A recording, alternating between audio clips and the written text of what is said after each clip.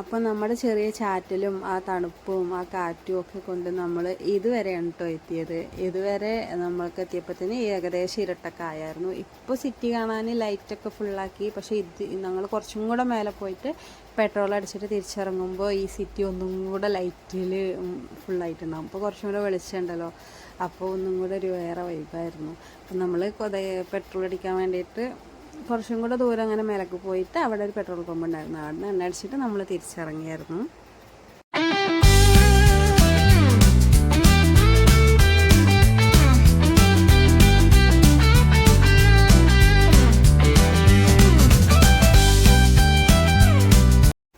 നമ്മൾ തിരിച്ചിറങ്ങിയായിട്ടോ. തിരിച്ചിറങ്ങുമ്പോഴത്തേനും കണ്ടോ കുറച്ചും കൂടെ ഇരുട്ടായിരിക്കുന്നു. സിറ്റി മൊത്തം വെളിച്ചത്തിൽ മുങ്ങിയിരിക്കണ, വീടുകളൊന്നും കാണുന്നില്ല, ഫുൾ ലൈറ്റായിട്ട്. അത് ഭയങ്കര രസമായിരുന്നു. ഞാനതിനിങ്ങനെ കണ്ട് ആ ക്യാമറ തിരിക്കാനേ തോന്നാണ്ട് ഞാൻ ബൈക്കിലിരുന്ന് തിരികെയായിരുന്നു.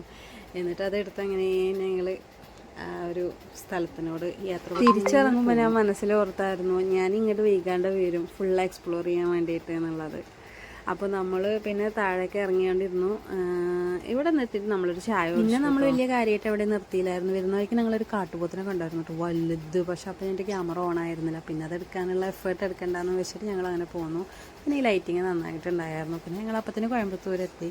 പിന്നെ ഇത് കുറച്ച് കോയമ്പത്തൂർ കാഴ്ചകൾ ഇൻക്ലൂഡ് ചെയ്തിട്ടുണ്ട്. ഞങ്ങളങ്ങനെ നാട്ടിലേക്ക് തിരിച്ചെത്തി.